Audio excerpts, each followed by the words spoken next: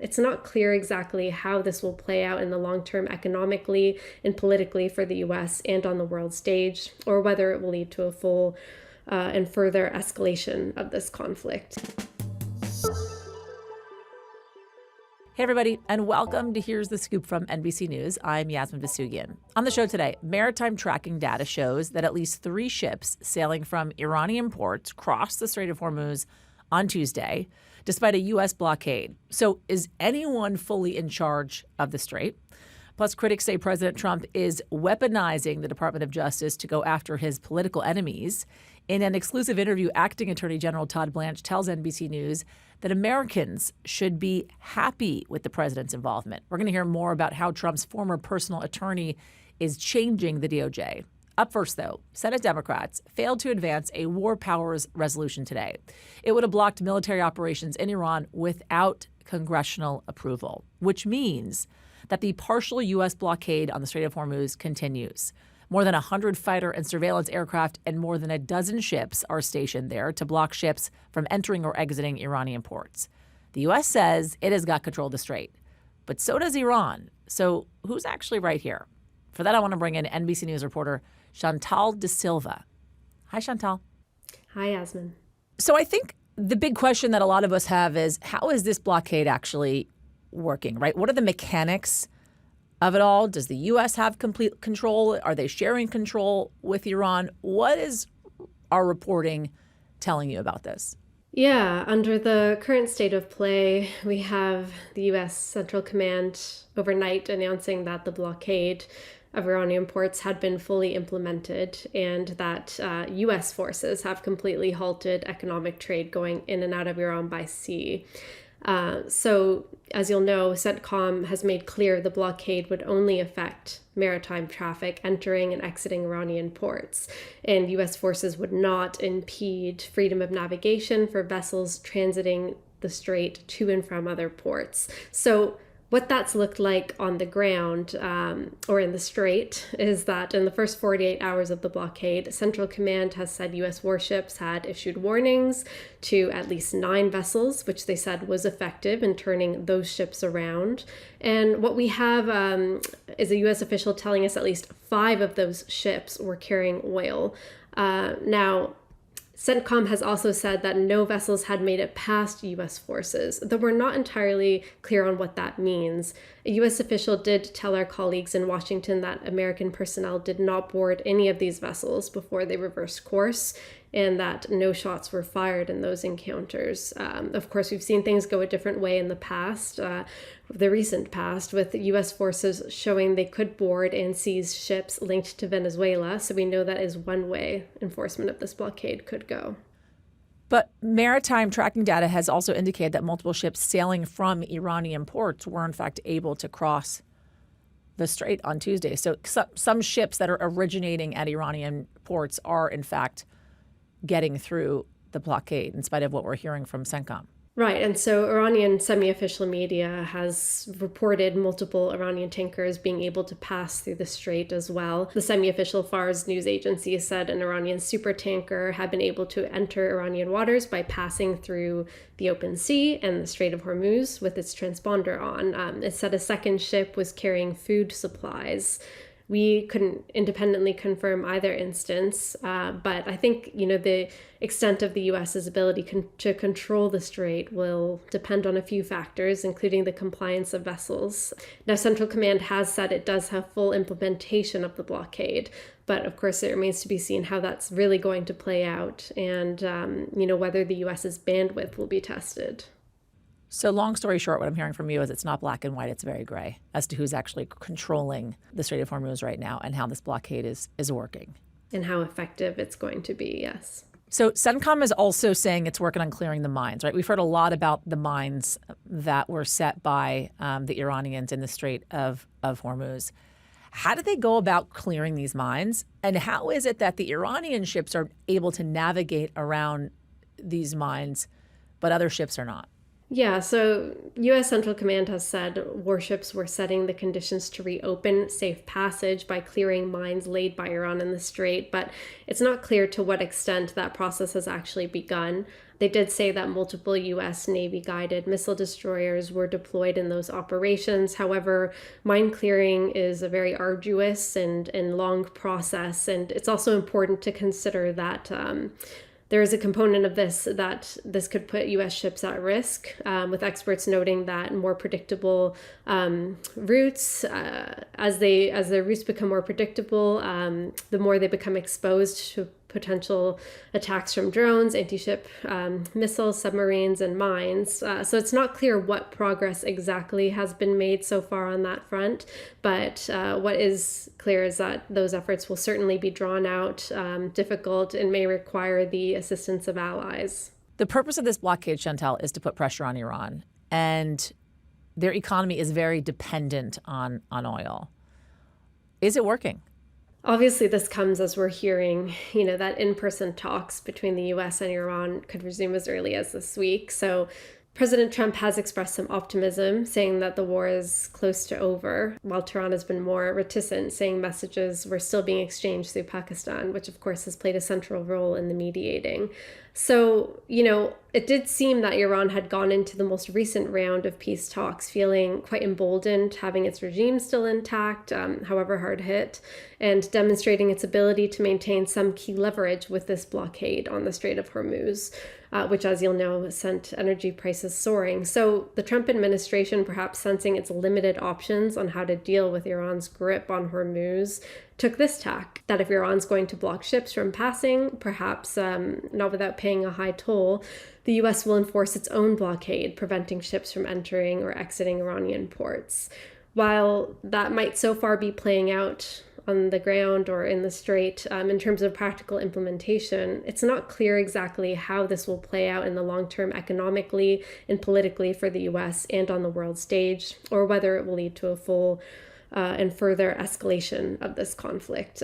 So on the one hand, if the blockade's successful in cutting off Iran's oil flows, it could have a crippling effect on its economy for sure, which is extremely reliant on oil exports, which would perhaps force Iran to make more concessions in negotiations, particularly when it comes to nuclear enrichment. It could force Iran to make concessions, but it could also make Iran say, we're not negotiating any further and we want to go back to war.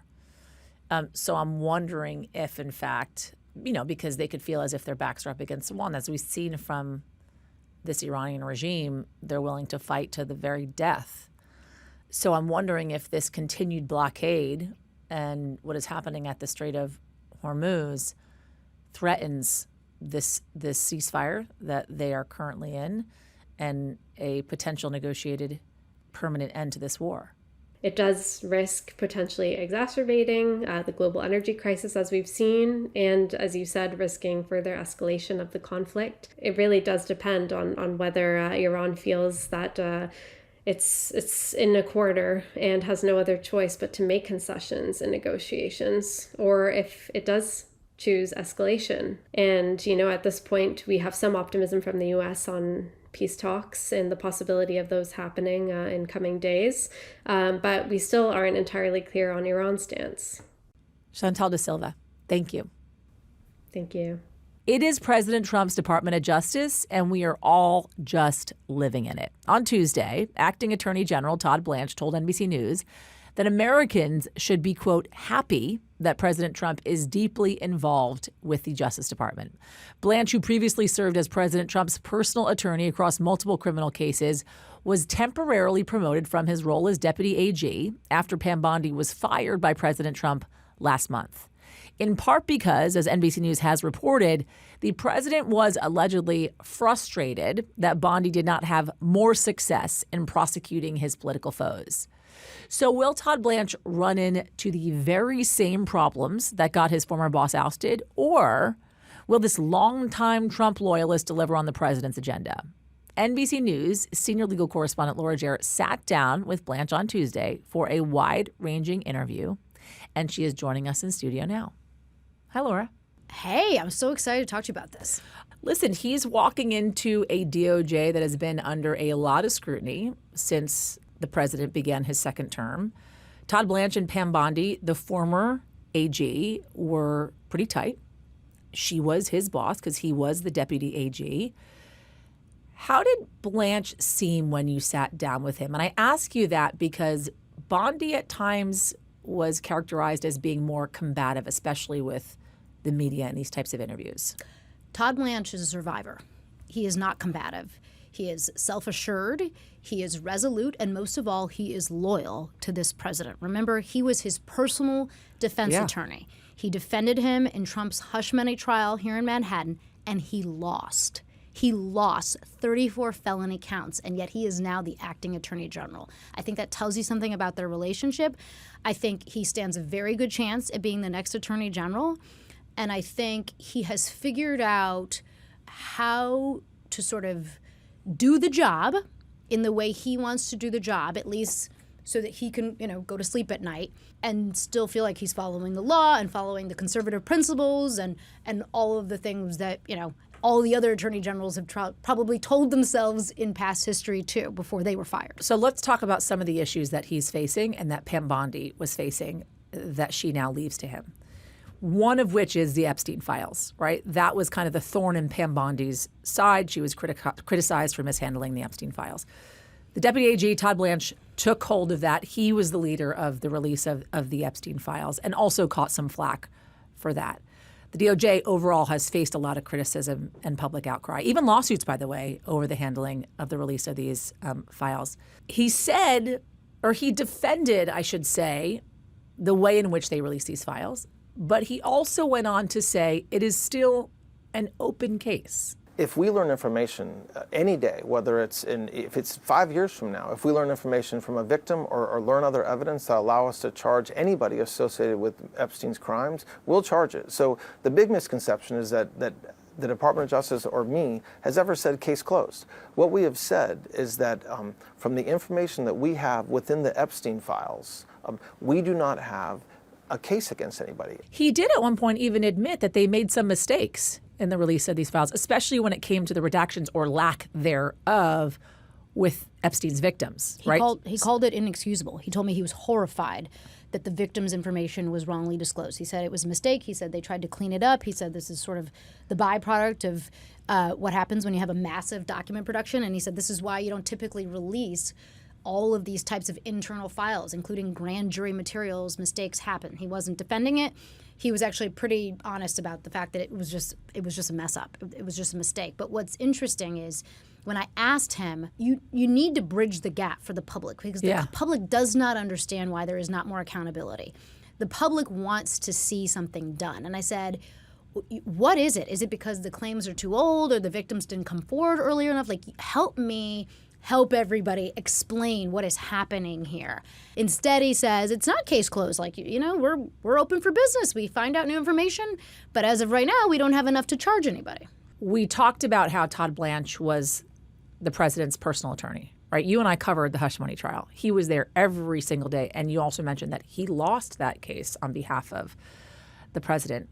There has been a lot of criticism that the president weaponizes the Department of Justice and has been weaponizing the Department of Justice to go after his perceived foes, right? We're talking about Adam Schiff, New York AG Letitia James, Federal Reserve Chair Jerome Powell. We could go on, right? You asked Todd Blanche who the boss is at DOJ right now, as he is the acting attorney general. Is it him? Was it Pam Bondi? Or is it the president of the United States? So he is my boss, and every president is the Attorney General's boss from the time the Constitution was enacted and the time that an Attorney General was selected. And so who is calling the shots? I mean, I think everybody in this country knows and has known for 250 years that the President of the United States, when it comes to the executive, calls the shots. What do you make of what Todd Blanche said and how he basically sees the future of the Department of Justice under his leadership in that thinking? Basically, since Watergate, the general idea has been when the public has a perception that all is not on the up and up and fair at the Department of Justice, bad things start to happen. And so there was, for a period of time, up until very recently, an effort to have some, at least, illusion of distance between the White House and the Justice Department.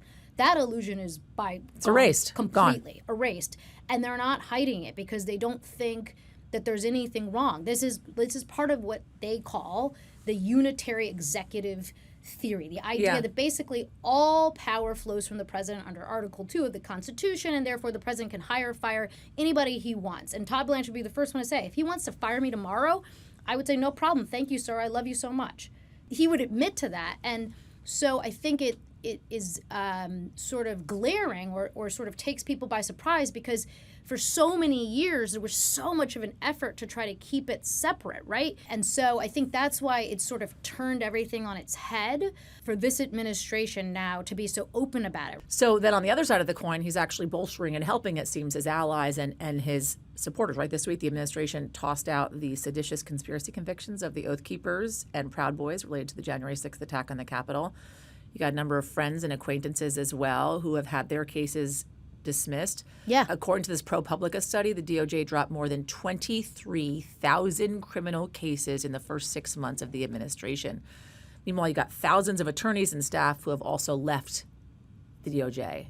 And it was the one point in the interview when I asked Blanche, is there a brain drain going on at DOJ? It's completely false. I mean, it's just not true. I mean, anytime there's an administration change, a lot of people leave. And yes, it is true that we did fire some people, and the FBI did fire some people. That I could tell he was bothered by that, because he found it offensive, for the men and women who are working so hard. But my point was to say, headlines are out there every day saying people are either getting fired or fleeing in droves. How are you attracting top talent? How are you attracting a prosecutor if they think the president, with the stroke of a pen, is going to throw out all of the work potentially on a fraud conviction or a conspiracy conviction or something that they've worked for years on? Or tell them who to prosecute if the evidence isn't necessarily there to build a case and against them. And we have seen people quit over that. So he's the acting AG. Is there a pathway to his confirmation? Does he see this as being a permanent role? Or could he remain the acting AG for the rest of Trump's presidency so as not to have to go through the confirmation process? Well, that's where the technical rules start to come into play. He can only serve for a discrete period of time as the acting job. Under the rules, it's like 120-something days. And in fact, we've seen a number of U.S. attorneys fired and dismissed throughout the country because Trump has tried to keep them in and bypass Senate confirmation. So, of course, there's a path for confirmation, right? He got through as the Deputy Attorney General. I think a Republican-led Senate will keep him as Trump's Attorney General. The general idea is that the president gets to pick who he wants as Attorney General, and so I think he would go through confirmation. It would be ugly. The hearings would be combative, and Democrats were going to bang on the table about it, but he'd probably get confirmed. Does he see this as a tryout, an audition? I don't think he thinks he needs to. I think he has earned so much goodwill for any number of different reasons with this president. I'm not sure he can do any wrong. Again, well, this president values loyalty. Exactly. And that was the thing that came through so much yesterday talking to him, is I pressed him like 4 different ways about, what would you do if he did this, or what would you do if that? And every answer comes back to, I serve at the pleasure of the president. I'm happy to be there. Laura Jarrett, thank you. Thanks, Yaz. And speaking of the investigation into Fed Chairman Jerome Powell, the Justice Department seems to be ramping it up. 3 prosecutors working for Jeanine Pirro, the U.S. Attorney for Washington, D.C., made a surprise visit to the Federal Reserve's headquarters on Tuesday. According to an email from the Central Bank's Council, the prosecutors said they were there to, quote, check on the progress of ongoing renovations there. Powell has criticized the investigation into the building renovations as politically motivated. And last month, a judge agreed with him, saying the administration had failed to produce any evidence to suspect Powell of a crime. In a statement, Pirro suggested that her prosecutors were justified in trying to continue their investigation anyway. All right, that is going to do it for us at Here's the Scoop from NBC News. I'm Yasmin Vasugian. We'll be back tomorrow with whatever the day may bring. And if you like what you heard and you saw, press the subscribe button. Thanks for watching, and we'll see you tomorrow. We thank you for watching, and remember, stay updated on breaking news and top stories on the NBC News app or watch live on our YouTube channel.